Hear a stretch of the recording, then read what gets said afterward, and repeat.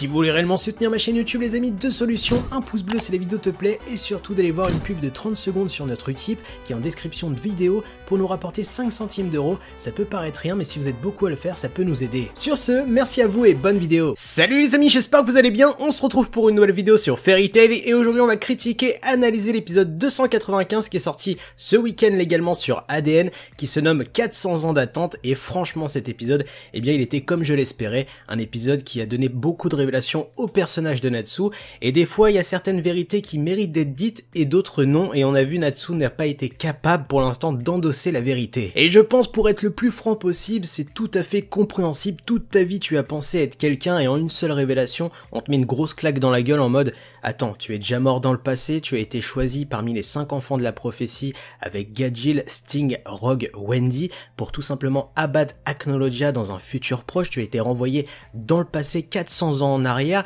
et je suis ton grand frère, je suis aussi ton pire ennemi mais je suis celui qui t'a ressuscité. Et déjà avec ces grosses vérités, Natsu va prendre une claque dans la gueule mais va essayer éperdument de pas croire à cette vérité jusqu'à temps que Zélef lui révèle l'ultime révélation comme quoi il est End, qu'il est Eterius Natsu Dragnir, qu'il est le seul à pouvoir le tuer et s'il le tue il meurt aussi et là on va avoir vraiment un électrochoc moral et mental pour le personnage de Natsu qui va tout faire eh bien pour échapper à cette vérité en attaquant Zélef, mais on va avoir un Happy qui va tout de suite croire eh bien à cette vérité puisque Zélef va sortir le livre de End, va tirer sur le livre de End et ce qui va blesser Natsu pour nous prouver à quel point ce livre est relié à Natsu. Et bien sûr l'ultime chose qui ne va pas apaiser le personnage de Natsu c'est tout simplement l'aparté que Zélef va faire sur Ignir, comme quoi ils s'entendaient bien dans le passé, qu'ils étaient limite potes et que c'est grâce à leur conversation, à leur échange que Ignir a établi ce plan avec d'autres dragons et surtout eh bien que Ignir sait depuis le début que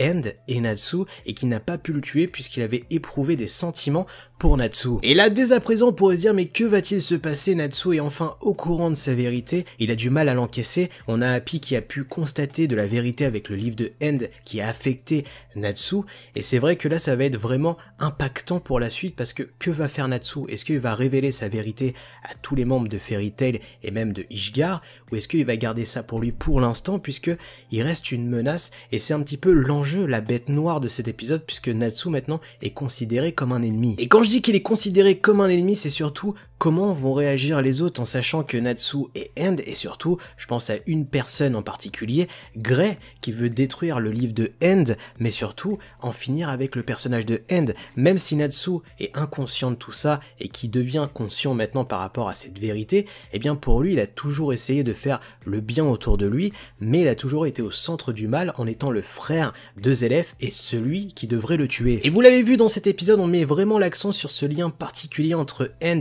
et Zélef, sur le fait que si Natsu tue son frère il meurt aussi, mais par rapport à ça, eh bien j'ai envie de me dire est-ce qu'il n'y aurait pas d'autres alternatives? Jusqu'à où ce lien est fort? Est-ce que si Natsu meurt de son côté, Zélef meurt aussi? Et si c'est le cas, imaginez un petit peu le sbeul que ça pourrait emmener eh bien, à travers ses alliés, puisque forcément Natsu deviendrait le loup dans la bergerie et surtout la réelle cause à effet par rapport à Zélef. Et la réelle chose à analyser dans cet épisode, c'est tout simplement l'ultime pouvoir d'Ignir qui a été confié à Natsu, donc on va appeler ça l'ultime flamme d'Ignir, eh bien a été juste un pétard mouillé pour Zélef. Alors au final, j'arrive pas à comprendre à quel point ça n'a pas affecté Zélef. Est-ce que c'est par rapport à sa volonté de vouloir révéler un petit peu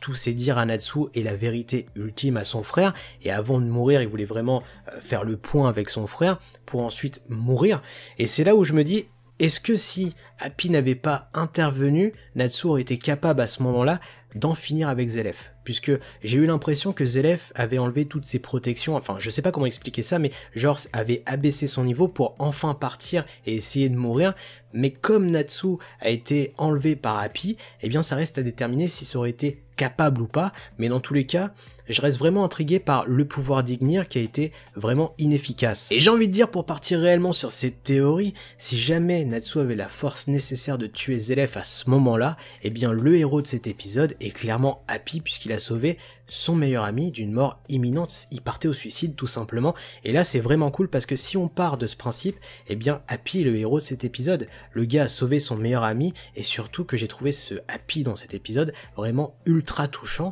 parce que d'une part il a sauvé Natsu, mais en plus de ça, eh bien tu vois à quel point il est attaché à Natsu, il était clairement à nu dans cet épisode, et ça a vraiment encore booster leur amitié et surtout leur lien qu'ils ont créé depuis le début. Comme vous l'avez remarqué dans cette review, je me suis vraiment concentré sur le lien de Natsu et Zelef qui pour moi était vraiment intéressant dans cet épisode, malgré que la deuxième fin de partie d'épisode commençait à être intéressante, il n'y a pas grand chose à raconter à part l'arrivée de Jacob, Auguste et Gotselena devant les rois célestes d'Ishgard,